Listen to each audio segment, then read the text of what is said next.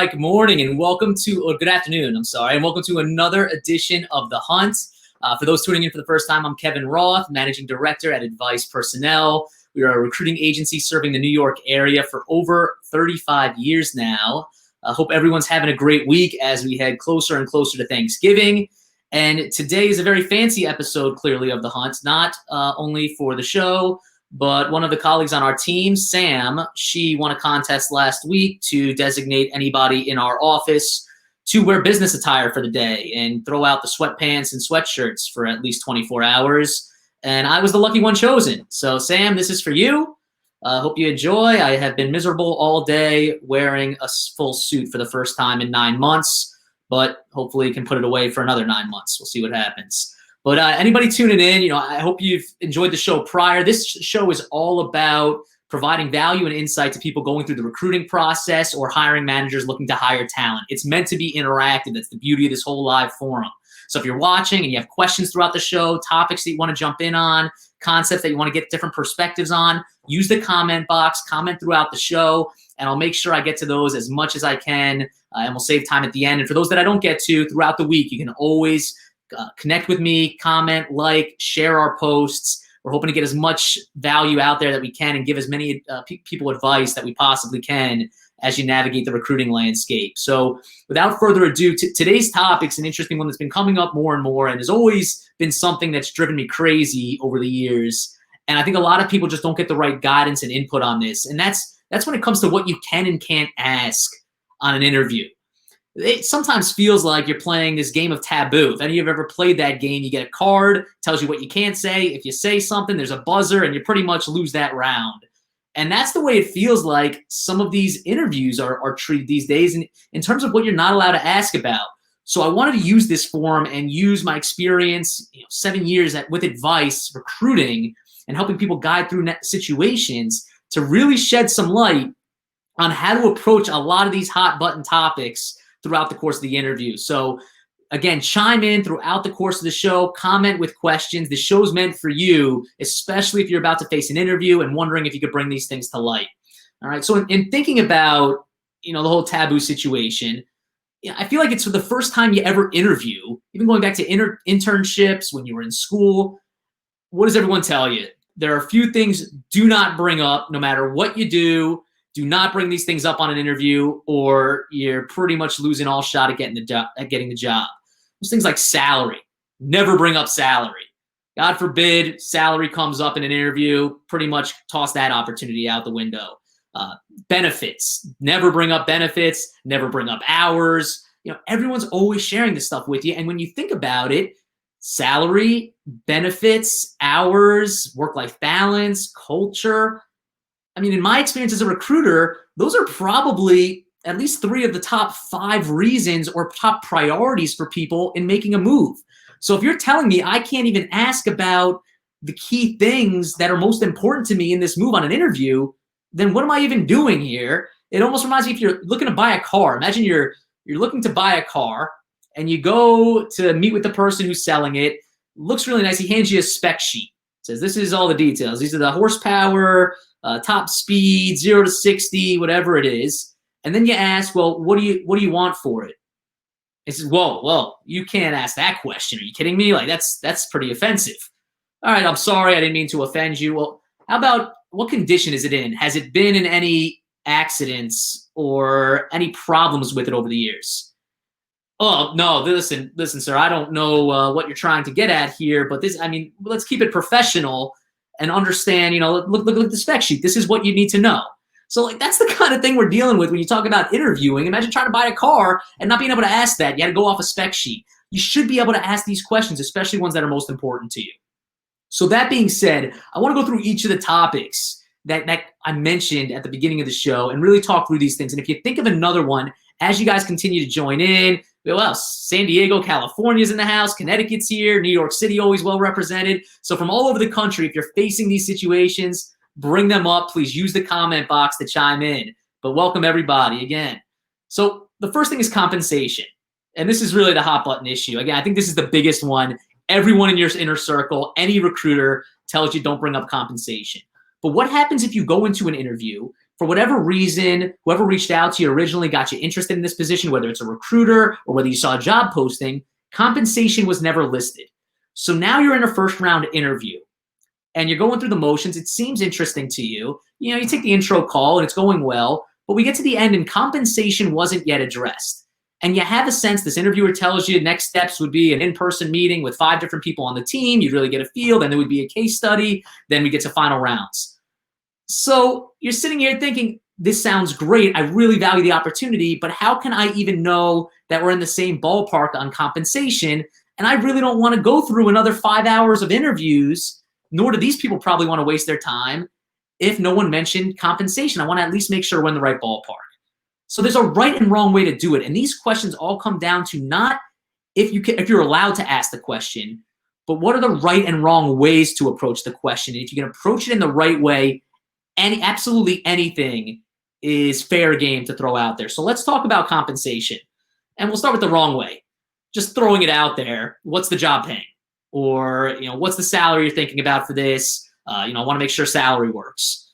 Coming across very cut and dry has a very aggressive feel to it. So instead, tweak that. Add color and context as to why you're asking. Because if you just throw it out there, there's nothing behind it that would substantiate why you choose to throw that in the mix. So instead, let's talk about the right way. Give some color.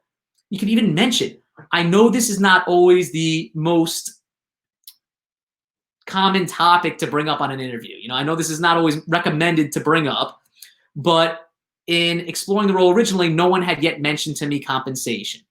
And while it's not the most important thing to me, and I'm really focused on the right opportunity, I do want to be cognizant of your time and obviously mine, and make sure we're at least in the right sort of ballpark that it warrants continuing this discussion if you guys felt highly of me. So can you give me any context or any color on where you're positioning this role or what you have in mind as it relates to salary? Very long-winded, but you break it down to a few concepts. Number one, lead in soft, almost address the elephant in the room before they have a chance to bring it up. Listen, I know this isn't something usually you're meant to bring up on an interview, but I was not yet informed, or I really don't have any context whatsoever on what the compensation would be. The recruiter didn't mention it to me, and the job posting didn't mention anything. And two, mention it's not the most important thing. Bring that up. Make sure they understand that. And three, substantiate it by showing them that you really you're conscious of their time as well as yours. So break it down in those 3 facets that it's not the most pressing thing to bring up on an interview, but you haven't yet been informed of it. 2, that it's not the most important thing to you, but it is something that you want to make sure is kind of addressed. And 3, that you're doing this to make sure that everyone's aligned, that if they do feel strongly about you, and you hope they do after this interview, that at least everyone's on the same page going forward. So if anyone has any questions or concerns about that, if you're watching this show and you're worried about how that might come across, please throw a comment in the comment box. Give me specific examples of what you faced, what you've dealt with, if you've had pushback from that, and I'll try to work around that with you. So that's the biggest thing, compensation. All right. The second most pressing one that I see is benefits. Can you ask about benefits, right? They tell you right along with compensation, don't bring up anything about benefits in the interview process. Another taboo word, you'll get buzzed and kicked out the door if you mention benefits. Well, not so much, right? Again, there's a right and wrong way to approach it. The wrong way is, once again, just throwing it out there. Can you give me some information on the benefits? What kind of PTO do you offer? How much am I going to have to cover for medical insurance? Just asking these very blatant questions can come across in the wrong light, regardless of the circumstances or situation. Instead, similar to what we talked about with compensation, give some color to it. Okay? Share first the opportunity and the company, the team. That's really the most important thing for me at this point in my career. Having said that, I've worked for a few different companies where there are drastic differences in benefits offered, the cost of those benefits, but even just how those are laid out. And I always like to get at least a general feel so that I can make sure, if I have any questions or things that I have to think about going forward.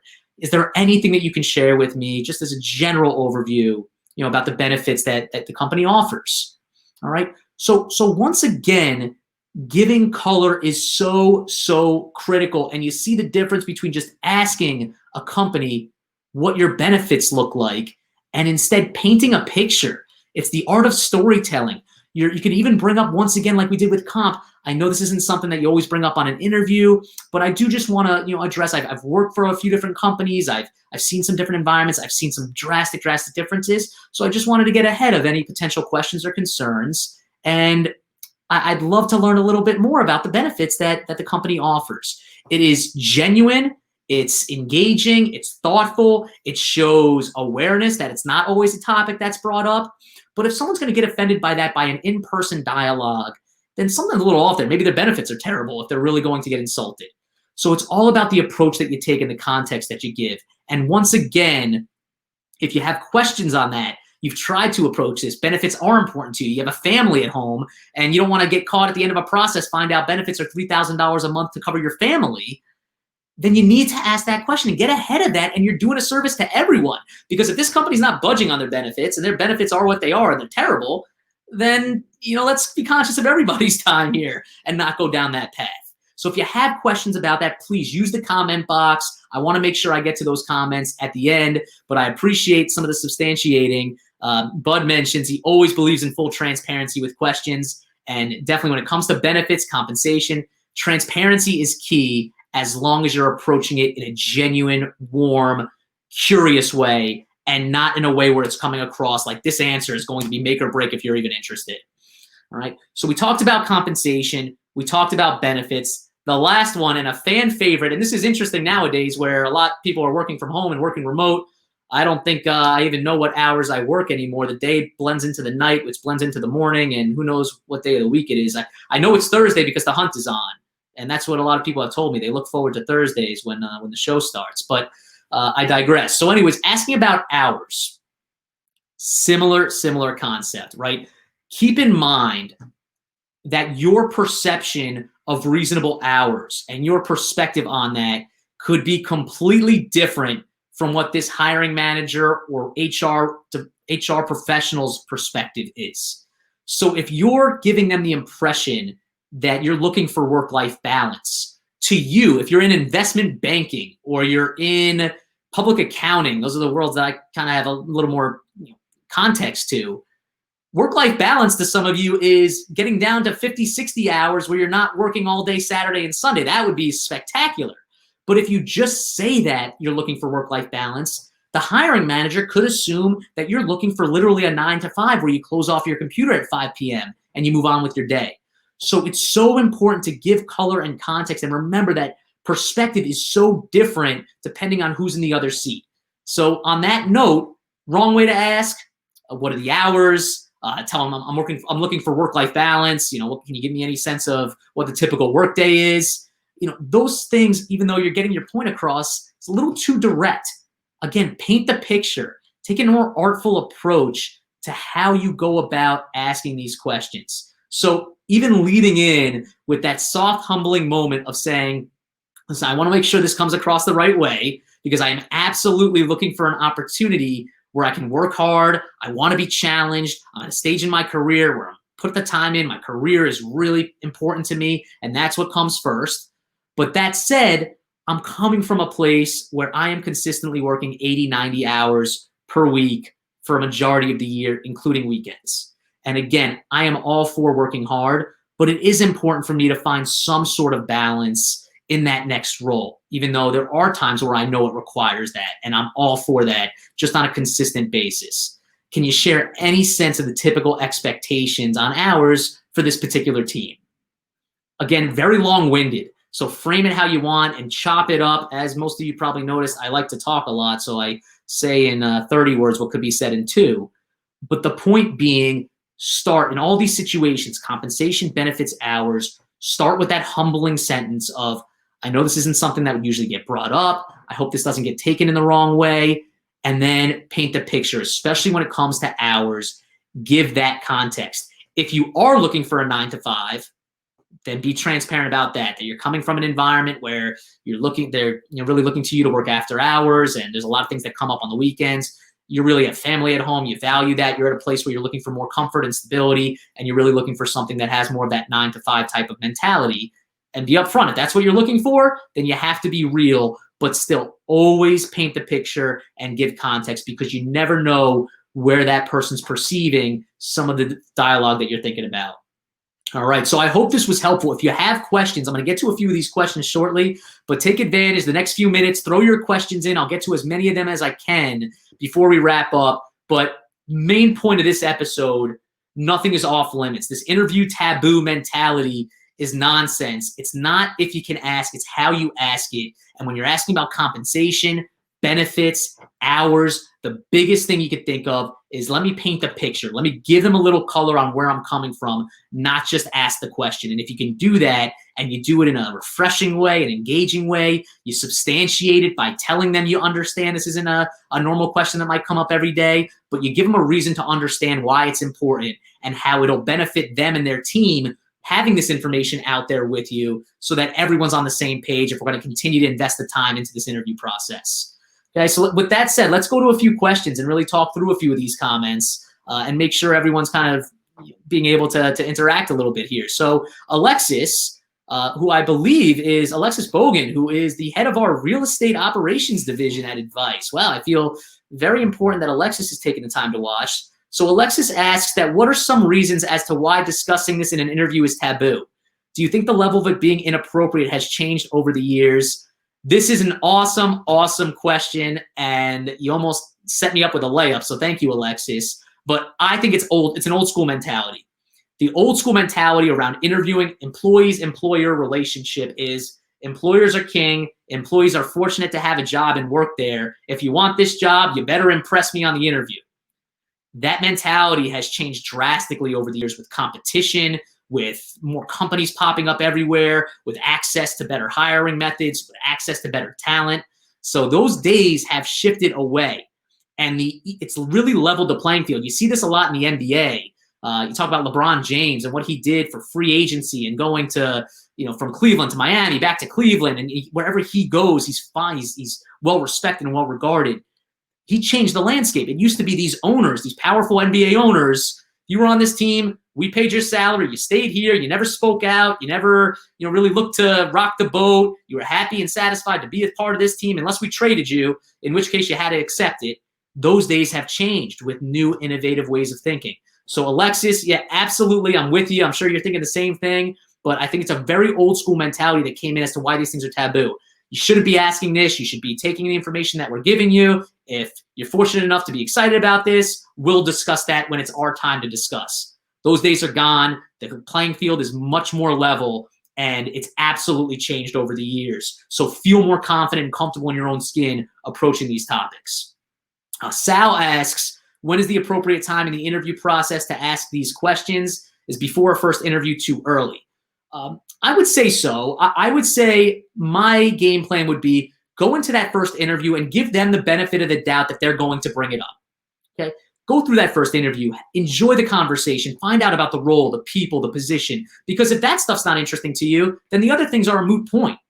But if you find out all that and you get to the end of the first interview and you're sensing that it's not going to come up, that's the time to work it into the conversation and really educate them that you're asking this only because you are interested and you are enthusiastic and you'd love to spend more time with the team, but you also want to respect their team's time. And if these things haven't been addressed and they are critical to you, now's the time. So Sal, I think that waiting till that first interview goes through, hearing it through, letting them have the benefit of the doubt to bring it up themselves, and then addressing it in turn. Lastly, Irina brings up an interesting comment. So Irina mentioned she asked about compensation range at the end of the interview because it was not mentioned at any time prior. The response was that the interviewer doesn't know yet, and it will depend on the seniority level of the candidate that will be brought in. So obviously, naturally, Irina, you felt very uncomfortable with the answer. What I would do in that situation, because that doesn't, again, give me a comfort level, I would try to substantiate that and share either A, that you want to give them an expectation of what you're looking for, just so everyone has that information because it wasn't asked on the application, and this way everyone's on the same page. Or B, I'd follow up again on that and reinforce and mention that you just want to make sure that you're respecting everyone's time on the team, and you want to make sure that everyone's in a competitive ballpark so that no one feels that time's wasted when we take those next steps, as long as compensation can work. Okay. I prefer the latter of those steps because from a negotiation standpoint, I would prefer someone to throw out a number before I give them my number. And I think that's always the best negotiation tactic. But yeah, that's an uncomfortable, fluffy answer. I mean, partially it's nice to know that they're open-minded on compensation, but I want to at least have some sense that like they know where I'm at and know where I'm not, because that's how you get into trouble. You get to the end of a process after 3 months and you finally give your salary expectations and you realize they weren't willing to pay, less than 20 grand below that. So I hear where you're coming from, but hopefully this insight helps.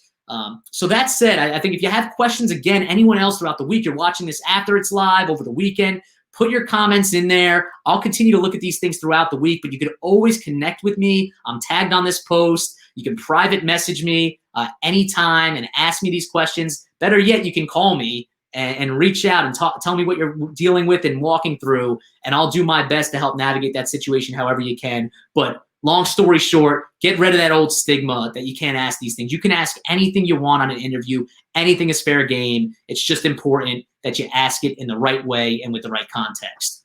So with that said, I hope everybody enjoyed yet another episode of The Hunt.